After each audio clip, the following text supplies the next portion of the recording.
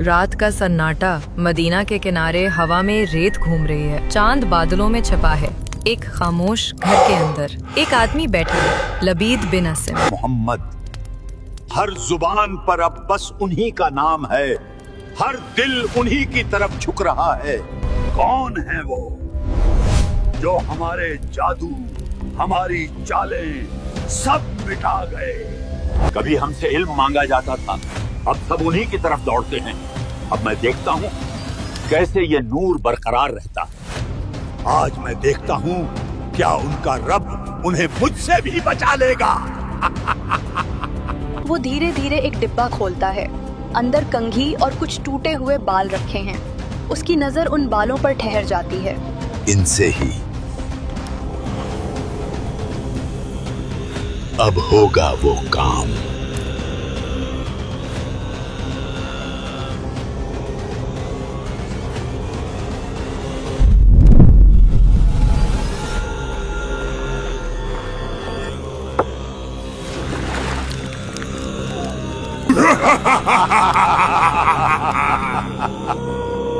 مدینہ کی فضا پرسکون تھی، لیکن نبی اکرم صلی اللہ علیہ وسلم کی صحت کچھ غیر معمولی تھی۔ دن گزر رہے تھے مگر تھکاوٹ بڑھتی جا رہی تھی۔ کبھی ایسا محسوس ہوتا مانو کوئی کام کیا ہو جبکہ اصل میں نہیں کیا۔ حضرت عائشہ رضی اللہ عنہا فرماتی ہیں، رسول اللہ صلی اللہ علیہ وسلم کو احساس ہوتا تھا کہ کچھ اثر ہے، کوئی نظر نہ آنے والی طاقت کام کر رہی ہے۔ یہ وہ وقت تھا جب اللہ تعالیٰ نے اپنے حبیب محمد مصطفیٰ صلی اللہ علیہ وسلم کو ایک آزمائش سے گزارا۔ ایک یہودی آدمی لبید بن عاصم جو بنی زریق قبیلے سے تھا، اس نے جادو کیا۔ اس نے رسول اللہ صلی اللہ علیہ وسلم کے بال اور کنگھی لی، انہیں ایک کھجور کی ڈال میں باندھا، 11 گرہیں لگائیں اور اسے زربان نام کے کنویں میں ڈال دیا۔ دن بیتتے گئے، رسول اللہ صلی اللہ علیہ وسلم کی طبیعت بھاری رہنے لگی۔ آپ صلی اللہ علیہ وسلم کو ایسا محسوس ہوتا جیسے کچھ کیا ہے جبکہ کیا نہیں ہوتا۔ کبھی نیند میں بے چینی، کبھی یادداشت میں الجھن۔ انہیں محسوس ہو رہا تھا جیسے کوئی چیز انہیں روک رہی ہے، مگر وہ کیا ہے یہ معلوم نہیں ہوتا۔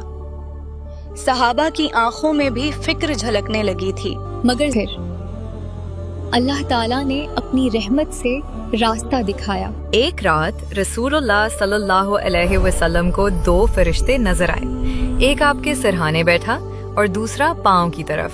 یہ شخص کس چیز میں مبتلا ہے؟ اس پر جادو کیا گیا ہے۔ کس نے کیا؟ لبید بن عاصم نے۔ کس چیز سے؟ کنگھی اور بالوں سے۔ صبح جب رسول اللہ اٹھے تو آپ نے اپنے کچھ صحابہ کو بلایا۔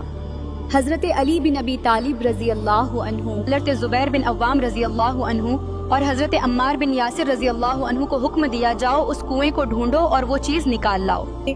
وہ روانہ ہوئے۔ مدینہ کے باہر جہاں کھجور کے درختوں کے درمیان پرانا کنواں تھا، انہوں نے پانی نکالا اور نیچے دیکھا۔ وہاں کھجور کی ڈال بندھی ہوئی تھی جس میں کنگھی اور بال لپٹے تھے اور گرہیں کس کر لگی ہوئی تھیں۔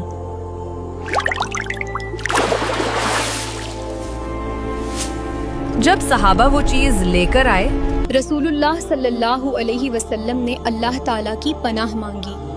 پھر 2 روشن صورتیں نازل ہوئیں۔ بسم اللہ الرحمن الرحیم۔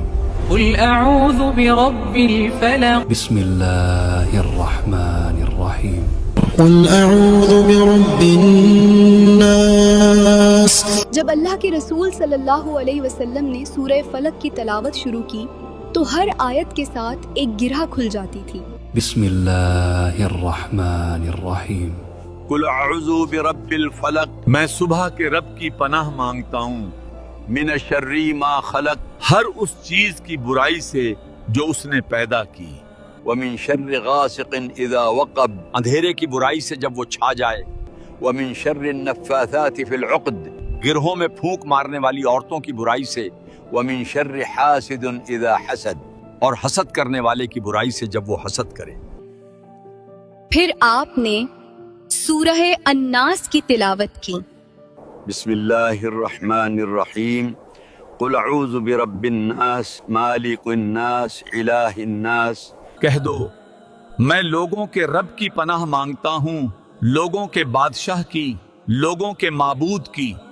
मिन शर्रिल वसवासिल खन्नास अल्लज़ी युवस्विसु फी सदूरिन नास मिनल जिन्नति वन्नास।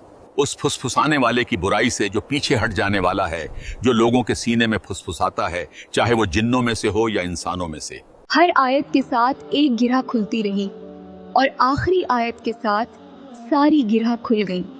उस वक्त रसूलुल्लाह सल्लल्लाहु अलैहि वसल्लम ने महसूस किया कि अल्लाह ताला ने उन्हें पूरी शिफा दे दी है। हजरत आयशा रजी अल्लाह अन्हा फरमाती हैं कि जब ये 2 सूरतें नाजिल हुए तो रसूलुल्लाह सल्लल्लाहु अलैहि वसल्लम हर सुबह और हर शाम 3-3 बार उनसे पनाह मांगते और अपने ऊपर दम करते थे। यही वजह है कि इन्हें मुअव्विज़तैन कहा जाता है, 2 पनाह देने वाली सूरहें। आप सल्लल्लाहु अलैहि वसल्लम ने फरमाया, इन दोनों सूरहों से बेहतर कोई चीज़ नहीं जिससे कोई पनाह मांगे। जब भी तुम्हें डर महसूस हो, जब बुराई का साया लगे, जब नज़र हसद या वसवसा दिल में आए, तो इन्हें पढ़ो। कुल आउज़ु बिरब्बिल फलक, कुल आउज़ु बिरब्बिन नास। यही वो कलाम है जिसने रसूलुल्लाह सल्लल्लाहु अलैहि वसल्लम को शिफा दी और पूरी उम्मत को हिफाजत सिखाई। अल्लाह ताला के कलाम से बढ़कर कोई पनाह नहीं। रोज पढ़ें, खुद भी सीखें और बच्चों को भी सिखाएं। अगर ये कहानी आपके दिल को छू गई हो तो सिर्फ देखने पर मत रुकिए, इस वीडियो को शेयर करें, किसी की हिफाजत का जरिया बने। कमेंट में सुभान अल्लाह जरूर लिखें।